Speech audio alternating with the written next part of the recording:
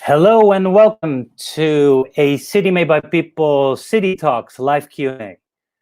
Today we're gonna be addressing how we're gonna get around in the post-corona city, as in keeping track of social distancing in our cities.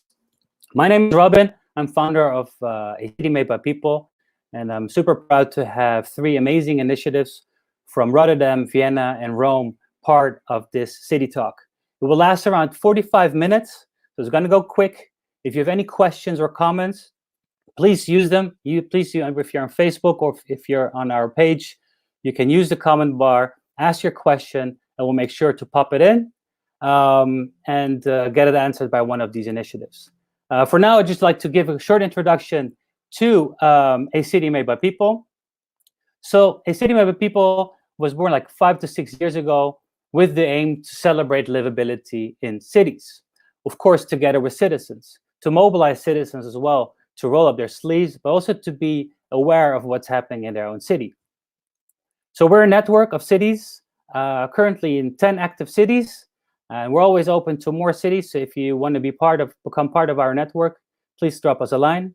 The most recent city that joined us is Vienna. So again, welcome. Happy to have you at the team.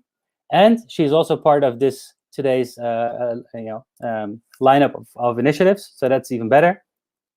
And what we do is we like to celebrate and collaborate on livability through content that we write and share. We also launch a video series, publish a magazine, but mostly also host these talks, normally offline, but during the crisis, it's mostly online. And we like to roll up our sleeves and really do something in cities. So we'd like to come up with experience and activities. But for now, let's switch back to why we're here for. City Talks, again, it's on social distancing. We're going to discuss today to learn more about solutions and how we should get around in our cities, keeping track of space, especially when it comes to walking and cycling. And we've invited speakers, and the first one that I'd like to bring up is Lior Steinberg. He's an urban planner and founder of Humankind.city. It's a collective that works on urban happiness, and they got some really cool projects they've been working on and coming up. So I'd like to put him in. Let's get Lior here. Hello, Lior. Hey, Robin. Welcome. How are you? I'm good here in Rotterdam, safe, healthy. Okay, most importantly. Would you like to give a short introduction on who you are and what Humankind is? Yeah, so my name is Lior Steinberg, as you said. I'm an urban planner, and I'm the co-founder of Humankind. We are an agency for urban change. So basically what we do is that we work with cities and with municipalities and regions and governments to actually change cities, foster this change toward people-friendly environments. And if you can go to the next slide, you'll see those sort of experiments where we are trying to replace car-oriented public spaces and turn them into people-oriented public spaces. And it is mainly about reimagining our streets could look like, and our cities can look like, and how we can live in safer and healthier places to promote happiness. Well, this is another image, but it's again the same example showing how boring public spaces can become more exciting. It's a project we did in Groningen in the Netherlands. Nice. A lot of happy citizens. Absolutely. Great. Well, we're super happy to have you, Lior. And we'll get back to you in a second. Let's continue introducing the other initiatives. See you in a bit. Thank you. And then we have two ladies. I have to add them separately. We have Hannah Schwarz and Sophie Thiel from geht-doch in Vienna. Welcome. Hi, great to be here. How are you? Fine, just sitting here, relaxing in Vienna. Okay, good. Are you still in lockdown? Yeah, but the measures were actually lightened up with beginning of May, so we are pretty much allowed to do most of the stuff we were allowed to do before Corona. Great. And tomorrow, all our cafeterias and restaurants are starting to be opened again. So city life starts again. Okay. Real. Wow. It's quite a memorable event, I would say. Could you please give an introduction to geht-doch Wien? You're a non-profit association promoting and focusing on walkability in Vienna, right? Yeah. Could you tell us a bit more, please? Yeah, so we are advocating pedestrian-friendly planning and placemaking in Vienna because for us, walkability is the key to a high quality of life in every city. And I think we can all agree that public open space is an incredibly valuable asset and that this public good must be distributed fairly and organized in a sustainable manner. So what we do with geht-doch is to organize small public experiments and performances, and we try to initiate bottom-up processes within citizens themselves. So together with local residents, we create new ways of using public space and rethinking streetscapes from car-oriented to people-centered places. And our big vision for Vienna, but also for every other city in the world is to build attractive streets where people enjoy walking and lingering. Beautiful. Nice. Great project. Yeah, these are some impressions from these performances that we do every year. Nice. We'll share them also in the link in the comment box. Perfect. Thank you so much. Super happy to have you both. Thank you. I'm going to move on to the last initiative, and we'll bring you back in a while. Thanks. So the next one up is Francesco from Rome. Hello, Francesco. Hello there. Thanks for inviting me. Absolutely. And we talked about this, but you're, of course, in Rome is still a lockdown. Yep. Unfortunately, yes. We're still in quarantine, even though we're starting to see the light at the end of the tunnel. And so hopefully June will be a turning point for us. And we'll see, keep the finger crossed, but things might get better. Yes. And you're since 2009 you're a cyclist advocate, and you focus very much on active mobility. Yes. You're officially the bicycle mayor of Rome. Accidentally, yes. No, Accidentally. No. I'm really happy that BYCS and the embassy of the Netherlands decided to appointed me as a bicycle mayor last year. Mm-hmm. I was really happy to be selected, and it helps my job, my real job as well. Mm-hmm. As I'm an active mobility expert. Yes. Currently working for the mobility agency of Rome, and my field is European project, EU-funded active mobility project. I was involved in a pretty big project called PASTA, and Vienna was in with the University of Boku. So I'm sure the ladies might have heard about it.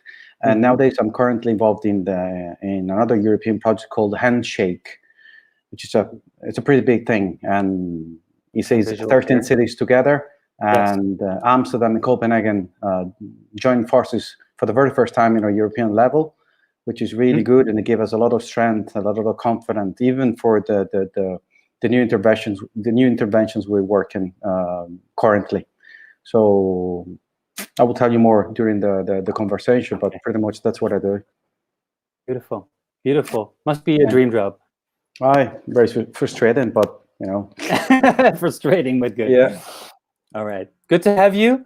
I'm going to leave you on, and we invite Lior and Hannah and Sophie. We don't need any more slides. We just need us and ourselves. Again, this is not about a presentation only about ourselves, but to really drive a conversation about where we stand at the moment, but also how we will envision the near future of our cities, right? Because it's been in the news. Suddenly, Paris, they have a boost in second-hand bikes because people are scared of taking the public transport when going out of lockdown. There's Rome and Milan working on pop-up bike lanes. But of course, it's not in their nature to cycle. So Romans also you need to get used to how to use a bike in the public space. And there's like cities like New York and UK really investing heavily and also money on, as they call, the future of mobility, in reconfiguring roads, creating more space for to create a more walkable city and a cycle-friendly city as well. So from that notion and what we're seeing in the news as well, I think it's the first question I would like to ask to all of you is like, how does this COVID-19 pandemic affect your public space in your city? And I might like to give the turn to Sophie or Hannah first, maybe. Mm-hmm. Okay, maybe I can start. Sure. In Vienna, we would see all the playgrounds and the parks, public parks, being closed due to the corona crisis. And it was also very nice spring weather, the first beginning of spring that was felt, and all the people wanted to get out of their homes, out of their houses. It was allowed to go out inside in your family group, but then there was not much public space which was opened because the parks closed, the playgrounds closed, and you would see not enough public space for all of them. It would started to feel quite damp and quite narrow for us. What you would also realize is less motorized traffic, which was a big asset for the people. Suddenly there was no noise pollution at all, no air pollution, no planes, blue sky. It was nature-wise, it was very, very appreciated. It was silent. It was great if you could enjoy it outside. Nice. And what you would also see, more cyclists, more people who dared to be on the road again, ride their bicycle and use the short distances for walking. So very much more walking people out of home and more cyclists on the street. This was our first impressions in Vienna. Rome? Well, it's been 2 months now. We're in quarantine. So public space was really an utopia for the vast majority of us. So, and I think we were affected also mentally. Physically, yes, you can go out, you can do exercise, you can walk, you can bike, you can commute, which surely affects your body. But the mental aspects should be more stressed. That you think about the consequences of the virus. You see, you hear the news from the TV, and parks are closed, and the sun is out. And you can barely reach it. So I think that the whole population. I mean, Rome was not even that affected about the virus, but still, like we suffered with the quarantine a lot. But it also gave us the time to think about several aspects of our life, which is a good aspect of the whole negative scenario. So, you've been cycling through the streets as well, right, for your job? Yes. So you've been seeing also a city from a totally different perspective. Absolutely. I went out yesterday to do a work-related activity, and you realized how wide the streets are with no car around. And you think that maybe we have developed a wrong way of city, which neglects the right of pedestrian, cyclists, and disabled people to get around the city freely, So we should start from this vision. Good. We get into solutions in a later question, but first I want to give Lior as well his insights from Rotterdam, from his environment. Yeah, well, I have to admit that Rotterdam, or the Netherlands, as you know, Robin, has not been so affected by the corona. Definitely not like Italy or Spain. And also the measures that were taken here are less severe than what I hear from Vienna. Playgrounds were open, children kept playing. So I definitely can imagine how difficult it was in other countries. Of course, here we just stayed at home. More people walked on the streets, but not much to add to what we already heard. Yeah, yeah. I mean, what I noticed from Amsterdam, of course, it's like, man, there's so much space, room, no tourists. It's funny enough, you saw like the center of Amsterdam which is normally flooded with tourists. I think it was the most empty part of the city. I heard. I heard that people say that they finally hear Dutch in Amsterdam, which is quite a special occasion. Yeah. But Rotterdam is not a touristic city, so the change, of course, less traffic, less people. And as Francesco mentioned, you see how huge the city is. The space is huge, and you pay attention to a lot of other things than what you normally see, through all the crowds. Moving on to the current situation as well, is that how would you describe the problems that you see amongst walkers and cyclists in your city? Okay, I'll hand it to Rome. Okay. Well, as I said, like we somehow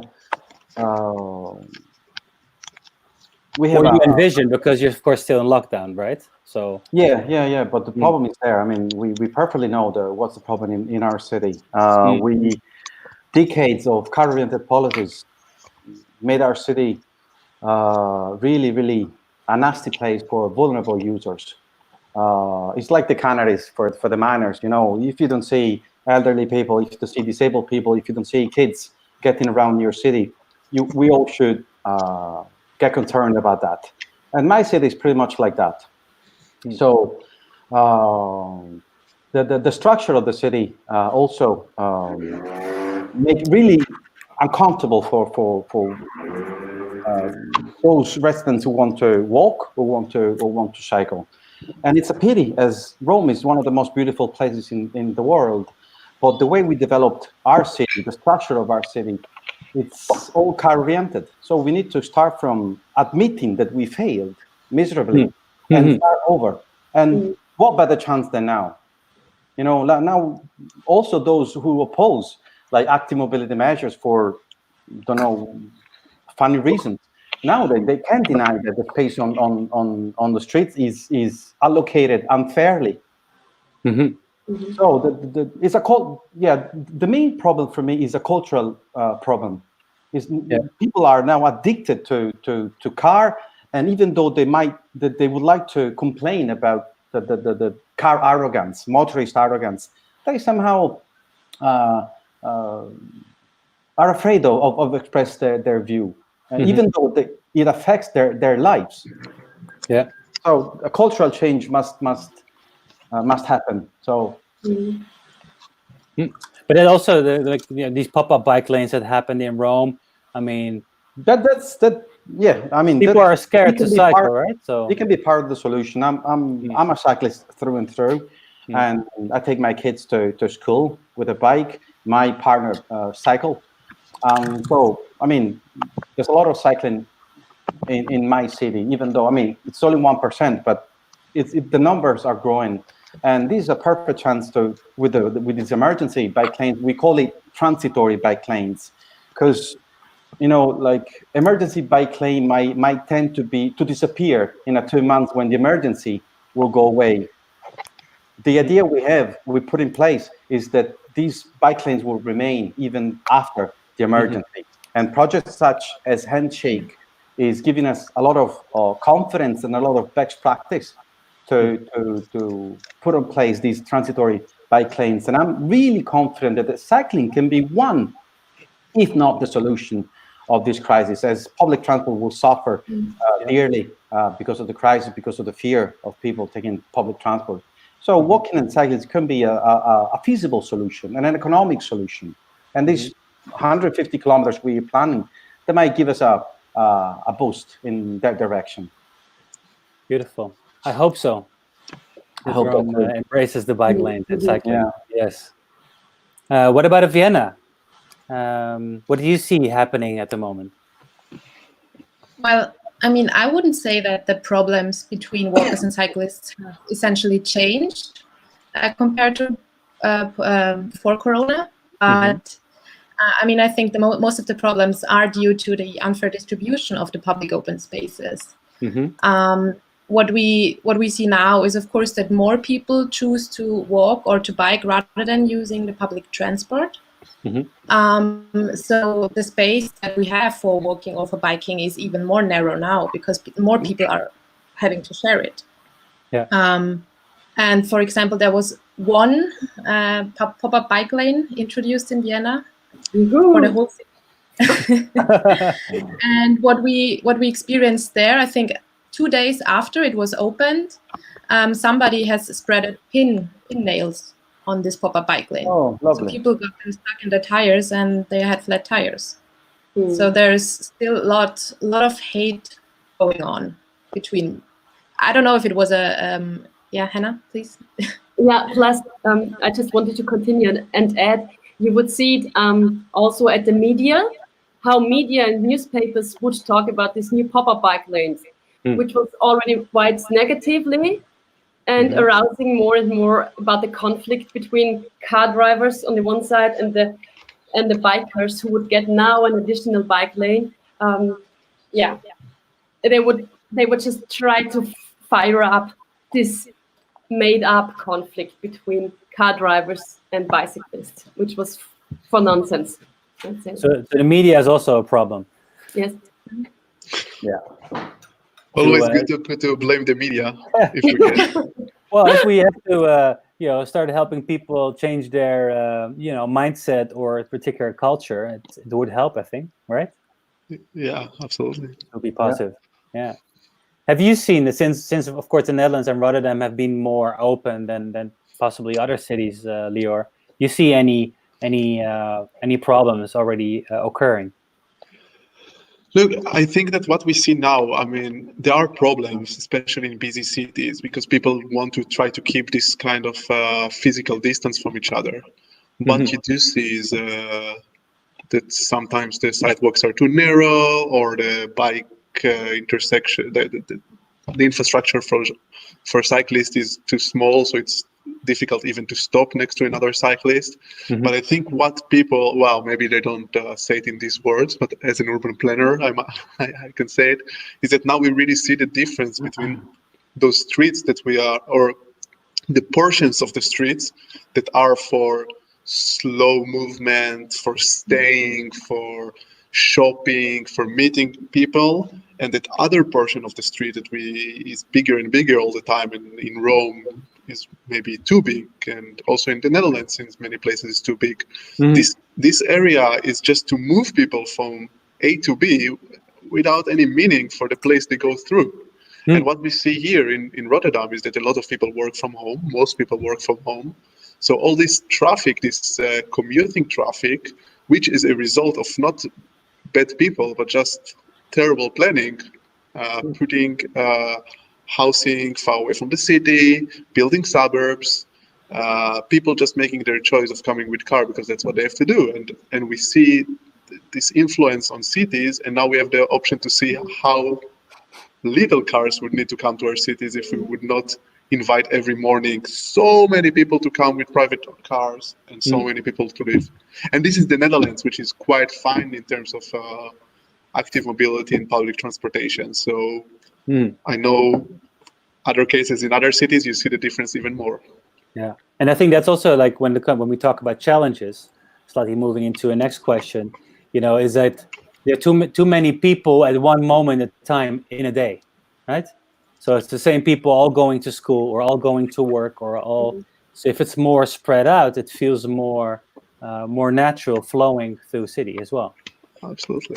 Yeah, that's what we're trying to do. We work in places to spread out the entering hour, not in order to avoid the peak hour people in the metro station, for instance, or bus. But I think the biggest challenge, despite all the activities we're currently working on, like pop-up bike lanes and other strategies, I think smart working can play a vital role in reducing the conflict on the streets. also traffic, pollution, and it will give hope to those who want to try a different transport mode. Those who want to cycle, in this way, they might feel more comfortable as less cars are on the streets. On the other hand, less cars on the streets means higher speed. So we need to work on that too. That's what I experienced yesterday. I mean, no one was on the street, but 2 cars passed me like 100 kilometers per hour. And that's the problem, because we need control on that. Okay. So giving too much freedom is also something that is a challenge. Yeah, freedom needs to be gained in some way.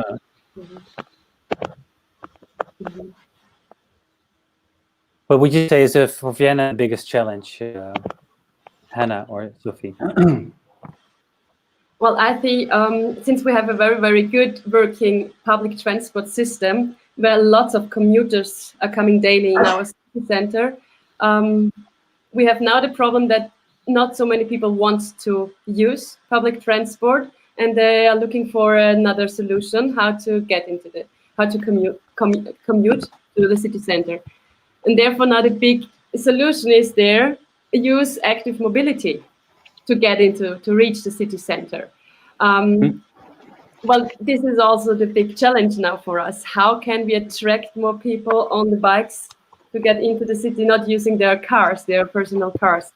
And this is political-wise quite a big problem, since we also have elections in September, and those parties, Democrats and the Green, who are in a coalition, have different views on, let's say, active mobility.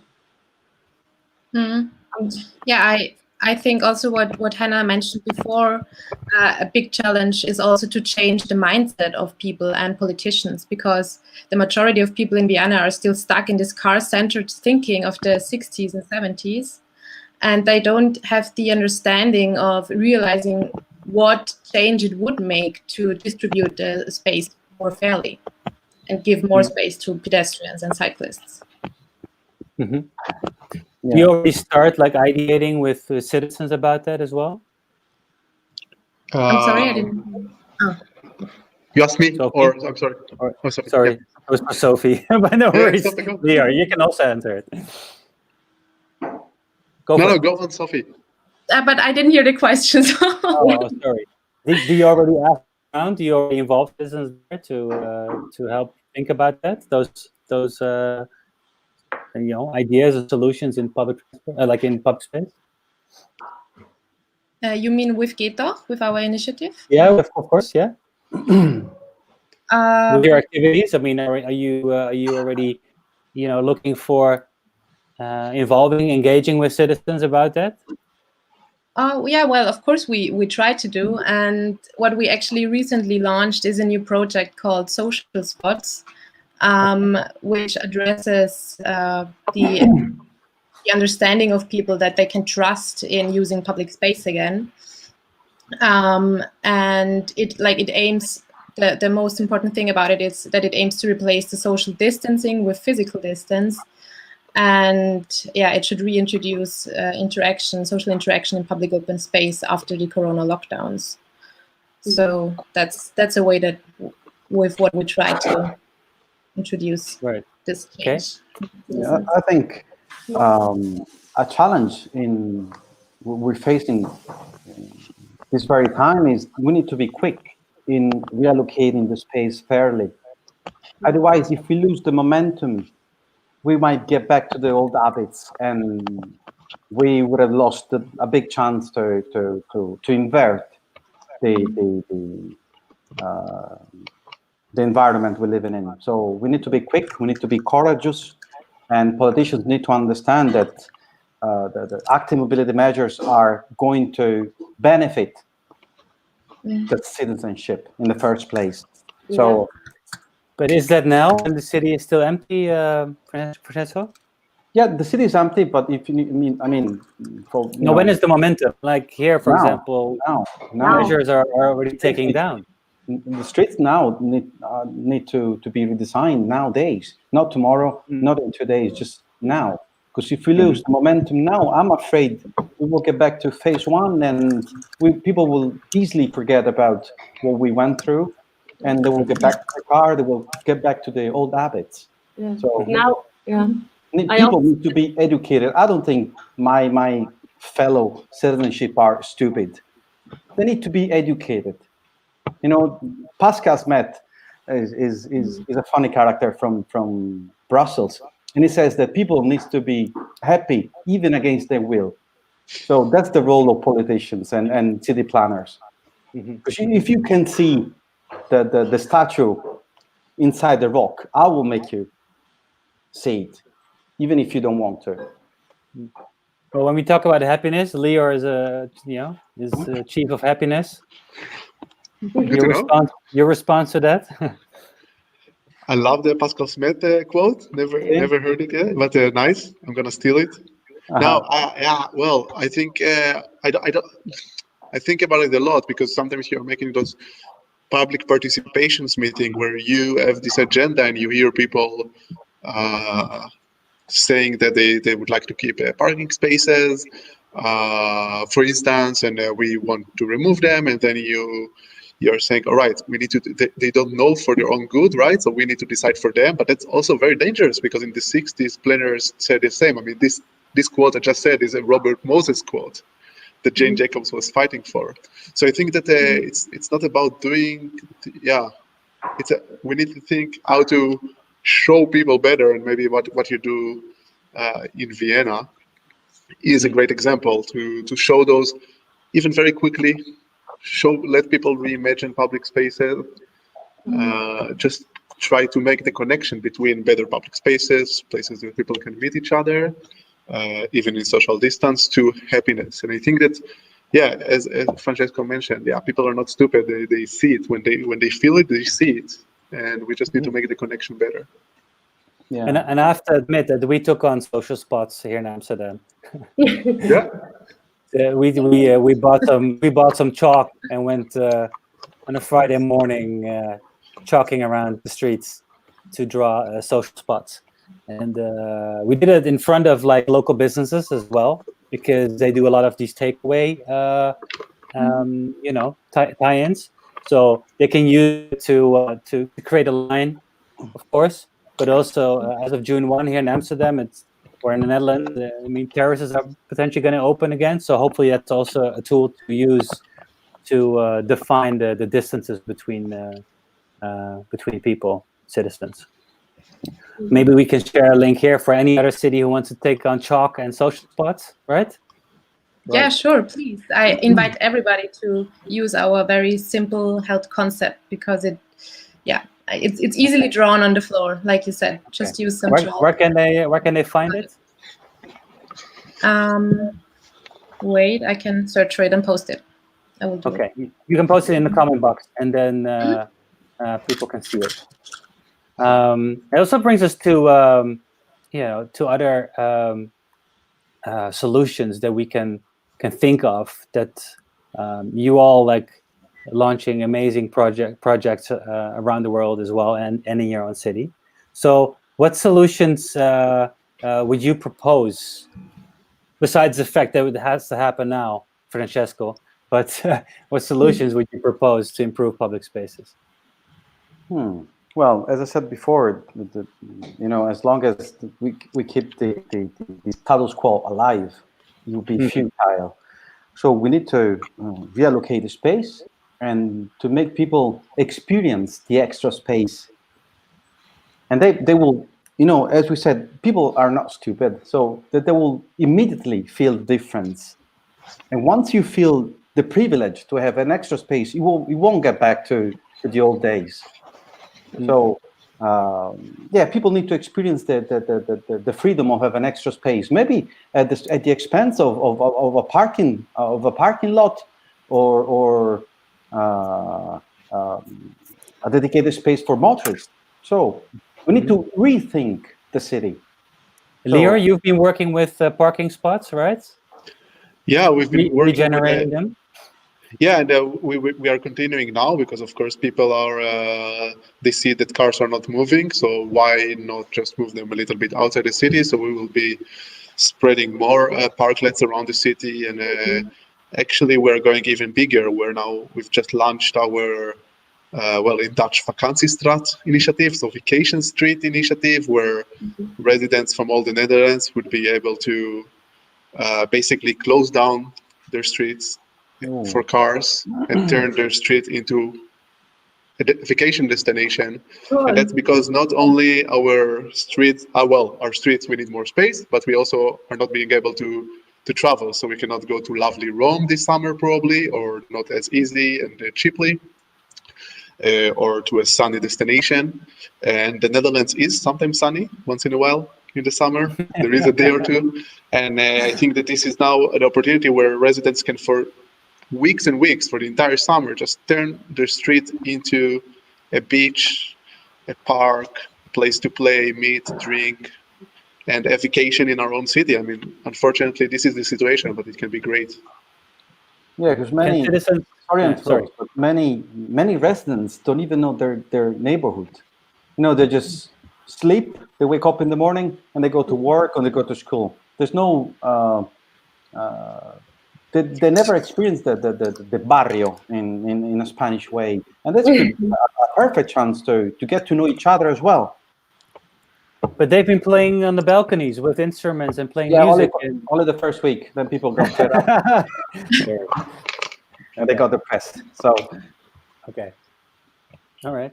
But this can help as well, like, you know, to bring people, you know, a bit of social cohesion in your own street, right? Yeah, social distancing, but still share the road. Yeah. Vakantiestraat. I like it. Yeah. Can people just close off their own streets? I will not advise anyone to do it without permission, but we are working with municipalities to do it legally, and of course to enable the legal framework to people to just do it. So of course at the end someone has to go and do it, but we want to make it of course legal and in order. Okay. I would like to know more, Lior, so I will ask you more details about that. So Perfect. something I might be interested in trying to replicate it. Would be great. Yeah. Thank you. I think this question from Greg Gill, it's a bit of combination of social spots and Francesco, I think, from Rome. Any advice on chalking or spray painting and temporary walking or bike lane? Well, I can advise. I mean, using chalk is very easy, and the price is really low. But also, what's imaginable is also using duct tape to stick it onto the floor and make some kind of pop-up bike lane with that. That's pretty simple. Yeah, maybe you can get in contact. Greg can get in contact with his local councillor, for instance, and try to put on the table a plan. You know. Maybe the people in the neighborhood can do a petition together in order to put the things on rolling. So that's the good way. The other way is just, you know, get a paint and do something yourself, but I wouldn't recommend it. Okay. Also, Adriana here from Bucharest. Here they forbid cars in central Bucharest. As I live in central Bucharest, I'm afraid that everyone will come here. What's the solution? I'm not sure if it's a real concern for health or NIMBYism, but I would suggest for Bucharest to close more parts, also outside Bucharest, and then people can be in their neighborhoods. There is enough space. And I visited last year Bucharest. I think that if you will, even if everybody would come there from the entire country, you will not be able to fill up the huge roads in the city. So I agree. Little Paris, nice. Do we have any other? Yeah, it definitely is. Absolutely, I've also been there a couple of times. Absolutely. And do you have any other solutions that we could share with our viewers to get inspired on what they could do? Bit of bottom up, of course. You know, I think for a lot of things you need permits, and you need, you know, your government, municipality to collaborate. But are there any other bottom-up solutions that our viewers could jump on? We have right now, we've got another initiative running, not from geht-doch. We are just supporting it in a way. It's called Place for Vienna. And they have 18 demands on our politics to make our city more equally distributed among the different using groups of walking people, of cyclists and cars.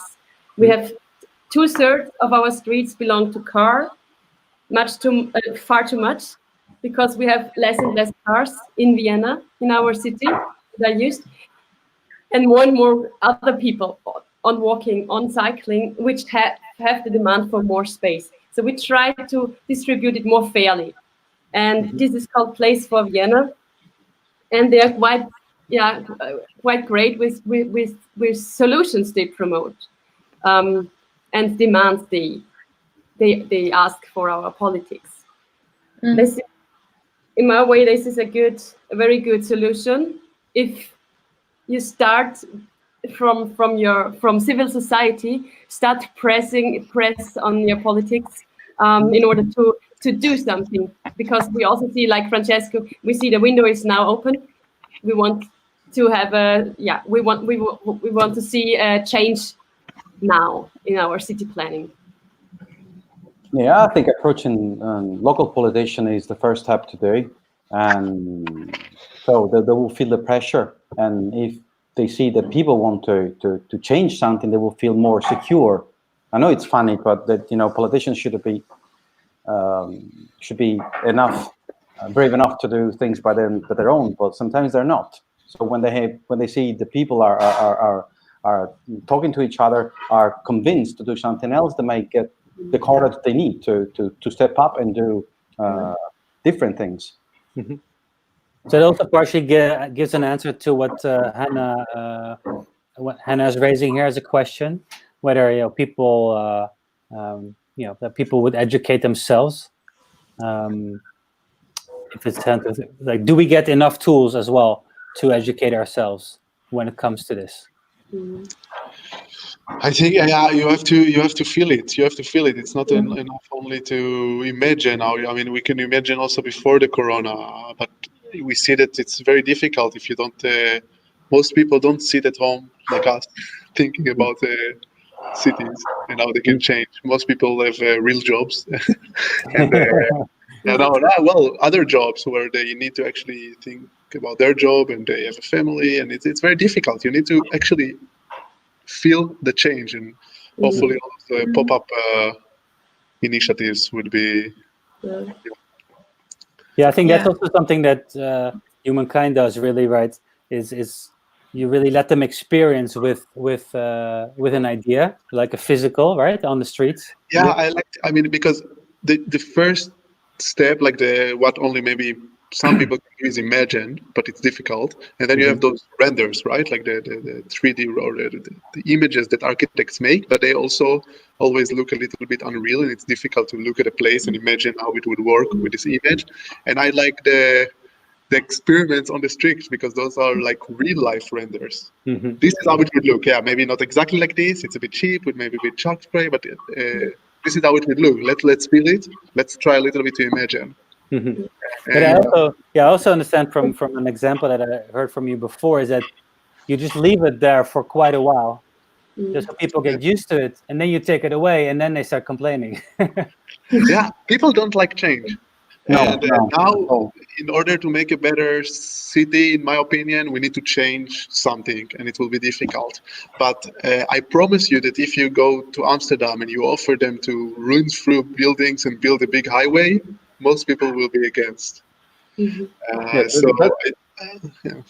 think what we experience, what I personally experienced during EU-funded projects, is you get loads of excellent, good practices that could be easily replicated in your city. As you know, sometimes I always get the answer like, "Oh, Rome is not Amsterdam nor Copenhagen. We will never get the cycling boost they had." But if you look back 40 years, Amsterdam and Copenhagen were really similar to Rome, car-oriented cities, really polluted cities. But they decided to change, and it took them 40 years. Nowadays, we have all the informations we need. So in a 10 years time, 10, 15 years time, we could really reshape the whole city in a different way. So, these are excuses. It takes courage. You need a vision. You need consistency. But things can be done. Yeah, and I think there are a lot of examples as well that can be shared with each other as well, right? Absolutely, absolutely. Like Vakantiestraat, I see here Maud responding with de Schoolstraat, the school street, streets, yeah.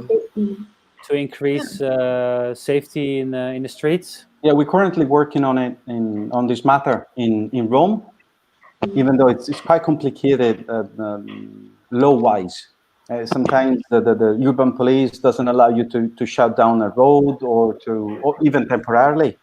And but we're working on this direction. It's sometimes it's funny how the first who oppose such interventions are the families of the kids who complain about where am I going to park my car. So you need to help them. It's like when you addict to drugs. You need to slowly help them in the process. Yeah. It's actually really cool that this project was mentioned, because we as geht-doch in Vienna, we were also working to initiate these reduced car-free zones in front of schools. Yeah, they're called also school streets. And yeah, it took also a very long time, and lots of talking to people, either from the district from different districts, to the teachers, to the parents. But in the end, I think all of the schools that tried this concept now are really happy about it. Yeah, as Sophie said, we really like the school streets, but now what we also realize is it's not so very easily done for the schools, because there need to be teachers who would pull some kind of street closings before the beginning of the school to the streets that cars wouldn't pass by. So it's quite hard to find enough people who would organize this way of closing a street. And what I feel now as a much more urgent need is, since COVID-19, in the Austrian schools, the sport education, physical education is stopped because of the measurements. And now the children in school, they can't do physical education anymore. So I think it would be so much more important to have a car-free space in front of the school, outside of school, where it would be possible for the children to move around in a secure way, in order to have a kind of they need to do some sports. Or like give class on the streets, maybe. Exactly. This would be like two solutions on one hand. You would get the adult taxis, we call them Eltern taxis, out of the school, in front of the school, and you would have much more public space for the kids. Yeah, I would like to. Sorry, lads. I would like to answer to Lenin, which as we face the same problem for decades. As every time we're trying to implement a measure, an active mobility measure, whether it's a cycling path or a pedestrianization, shop owners go berserk. They're like, we're going bankrupt and blah, blah, blah, and all the usual. It is a big lie. I mean, they're not saying it because they're just ignorant. They just don't know how things really work, because they will be the first to benefit from such interventions. And I think that cost-benefit analysis is the perfect literature for shop owners and residents as well, and it is a powerful tool also for politicians to talk them over. Otherwise, it would be like, the not in my backyard is always there, especially when it comes to shop owners and residents. But cost-benefit analysis within Handshake, we had the CISO, which is a Dutch firm, which is one of the leading firm in cost-benefit analysis, and we're currently working with them, as I think this is the perfect medicine to cure the disease of people complaining or telling you no even before you start explaining them the benefit they will receive. And I will just have to drop here because I definitely agree. There are few streets that I would say, don't focus on parking. I think that parking became this thing that we all focus on. It's kind of like if you're pro car, you will be pro parking, and if you're pro livable cities, you will be against parking. Sometimes parking is very important for shop owners, and in cities that are more car oriented, and parking, on-street parking is in North American cities also makes sure that people are driving slower. So I don't know where Lenin is living. Amsterdam. Then go with Francesco example. In Amsterdam, you need to remove parking. But again, depends on the occasion. I'm dropping in another question. People have questions, which is great. Which are the best use of public space that can, 1, improve quality of life, 2, convince citizens and decision makers? Wow. I think people seems afraid of the possibility to get back the space. It's like when you live in a cage, and then they open you the door of the cage, and you're a bit reluctant to go out and smell the freedom. And that's what we need to do. We need to put people on the streets to make them regain the space they were taken away back in the days. I mean, you don't have to go back 100 years, but here in Rome, I have pictures 20, maybe 30 years ago where kids used to play on the streets. Nowadays, they're not playing on the streets anymore. Mm-hmm. So I understand the feeling. Sometimes I'm afraid to take out my kids on the streets because you fear cars, you fear, but that's what you need to do. Make them smell the freedom again. Yeah. And trust your fellow citizen as well. Absolutely. Look him in the eye. To run you over. Yeah. Well. Yeah. And people must experience it and understand the problem at first, that they have not enough space in our cities. If they understand and then experience it, this is the way to drive change, I think. Mm-hmm. Nice.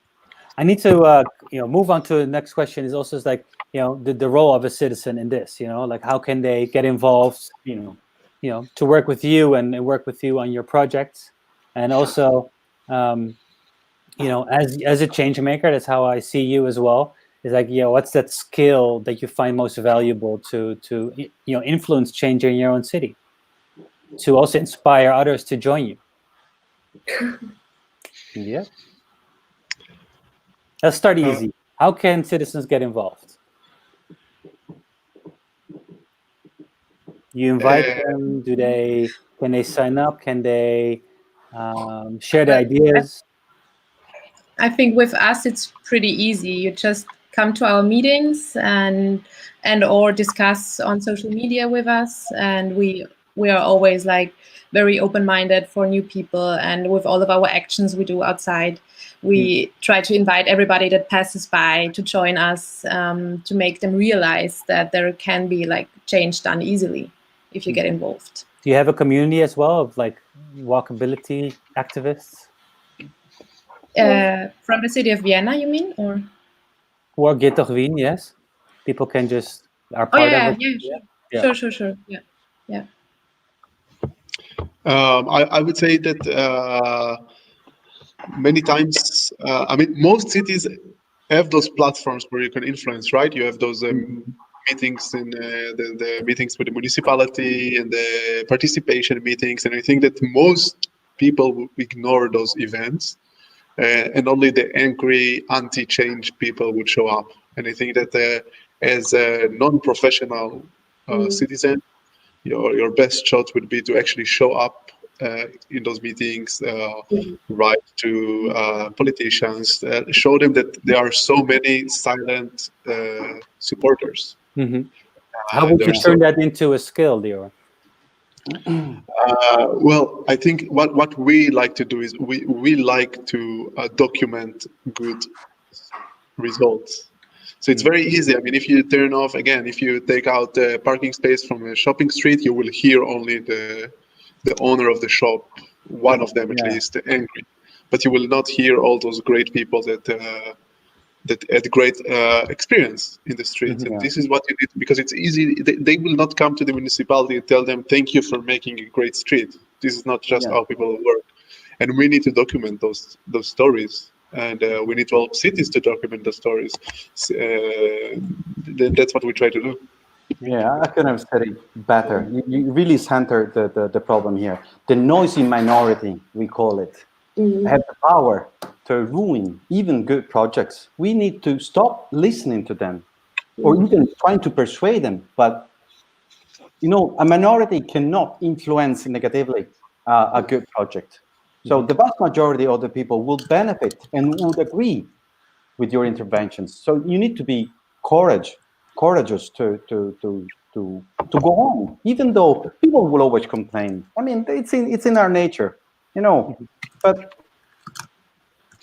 yeah. Well, any from you, Francesco? We need to. There we go. I mean, I think the perfect tool to persuade people is to communicate in the right way. Yeah. If you explain what you're trying to do in a fine way, you make them understand the benefit they will get. People will back you up.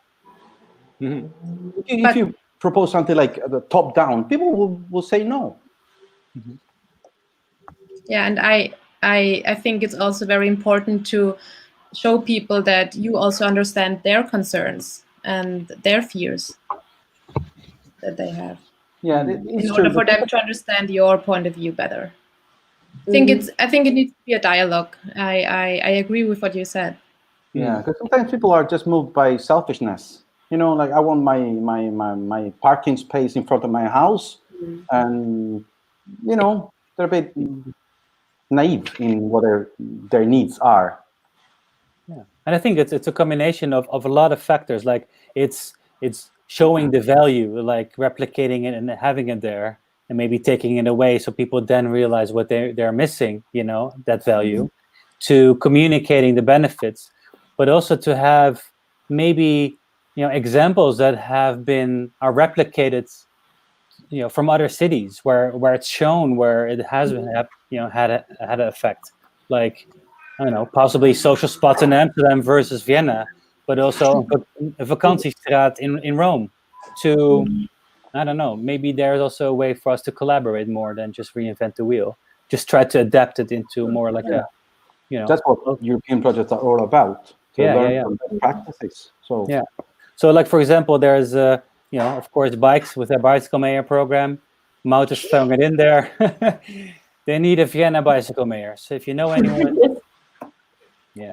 No, it's true. The BYCS program of bicycle mayor really works. I mean, the goal is really ambitious. It's 50 by 30. So half of all cities trips by bicycle by 2030.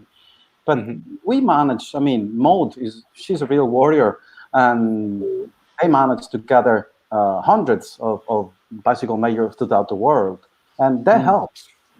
Yeah, even young bicycle mayors are there. Yeah, sure. So we need to start young if you want to change also a mindset. There's Merp saying, can you recommend any books on this topic? Oh, Bike City Amsterdam. We can just drop it in. I think we should drop links in the comment box. But I would say if you're someone completely new to the topic, always start with Jane Jacobs' Death and Life of Great American Cities. Like that's the beginning. And now I just finished Jeff Speck's Walkable City Rules, which is very easy to read with 100 rules about how to make walkable cities. I think it's also a great read. Great. If you don't mind, Lior, please drop them in the comment box or links so viewers can just instantly see it and click on it. All right. Yes. And we're like seriously brutally over time, but that's what you get with such a heavy-hearted topic, right? I mean, it affects us all in our movement, in our freedom of movement as well at the moment. And I think it's good to have already solutions in place. And as Francesco says, act now, because now is the momentum. Because if you wait too long, then we might get back to normal. I'm afraid. Yes. So I think we don't have any questions left. So I think I'm gonna end this nice live Q&A. I hope initiatives. I hope Hannah Sophie, Francesco, and Lior that you enjoyed this conversation. I'll make Definitely. sure to exchange contact details as well, so you can, contact each other as well. I'm going to say thank you to all of you. I'm going to drop you out of the screen, and then I'm going to close off the live stream. And thank you so much. I'm going to start off. Thank you, Vienna, for your time. Thank Anna, you. Sophie, Bye. stay safe and healthy. Bye-bye. Ciao. And then Thank you very much. Francesco, It's been a ciao. great pleasure. Bye. Likewise. Prego. And Lior from Rotterdam, we bump into each other very soon. Yeah. And okay, take care. All the best. Cheers. Yo. Ciao. All right. Then we're back to just me. I'm going to switch off this question. Yes. So we're back, and I really want to say thank you for this great, conversation we just had about social distancing in the public space.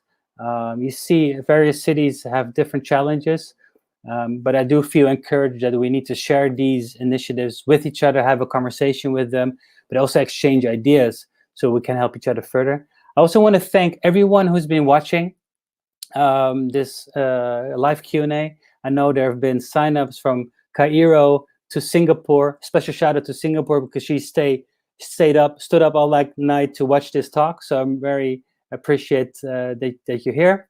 And hopefully you felt inspired to come up with ideas for your own city. If you need any links or connections, please hit us up. You can follow us and drop us DMs right here. Our next city talks will be in 2 weeks. We're going to continue the frequency. So next one is going to be on the 28th of May. You can sign up through our website, and we already know which theme we're going to talk about. We're going to bring back an older one, but still relevant one. So who knows what cities we're going to have lined up for you. But if you know any initiatives or any cool local businesses or other great individuals that we need to speak to, also drop them here. The more we know about you, the more we can unite this global community of city enthusiasts. And I'm proud that we can pull this off all together. So again, thank you very much. I'm going to talk to you soon. Thank you for your time. My name is Robin again, and stay tuned and stay safe and stay healthy. All the best. Take care. Bye-bye. Bye.